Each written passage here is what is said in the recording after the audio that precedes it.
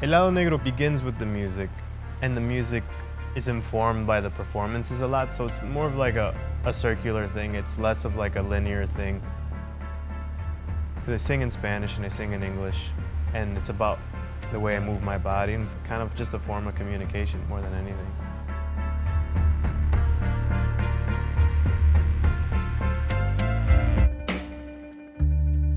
I had no idea that I wanted to make music. I went to college for animation. At the time, I had bought a sampler and I was making music through hip hop. Like I understood how to make music through hip hop. I was also watching a lot of kind of weirder movies, more experimental movies. Like I was really into Norman McLaren. He made all these like scratch-on films, and that he would edit and make the music himself as well. But I remember seeing that and I felt like it was someone I could look up to. I saw someone who was making everything.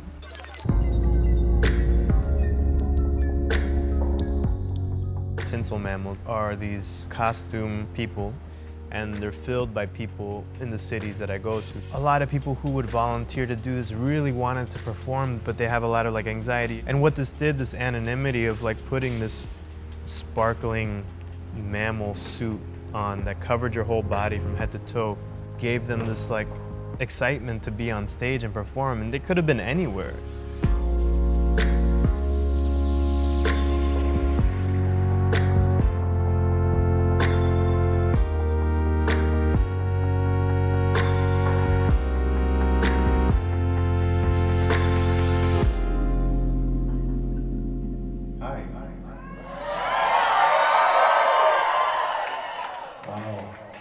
I'm Helado Negro, thanks for coming. There's so many really beautiful faces here. All types of people, all beautiful shades of all different colors. I grew up in Fort Lauderdale in Florida with these dualities of like being the first child of an immigrant family and growing up in a place where you have these clashing cultures where like you almost live two lives. Especially about Latinos, a lot of times have a very confused perspective on their own identity, whether you're black or brown, you know, whether you're light-skinned or white. There's expectations of being a specific type of person, you know? So last year, we released a song called Young, Latin, and Proud.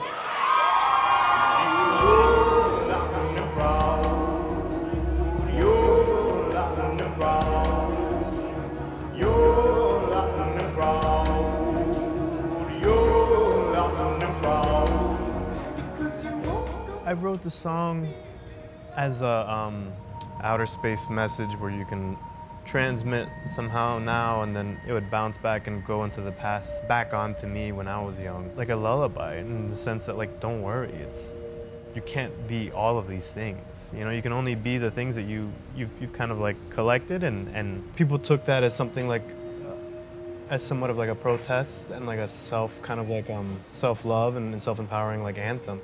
What happens is a lot of kids will end up coming up to me and they're like, man, I'm so happy you made this song. Like, I've been thinking about this a lot. And I'm like, dope, like that. I think that's amazing. And I'm glad that that helps you kind of initiate more conversations for yourself and other people.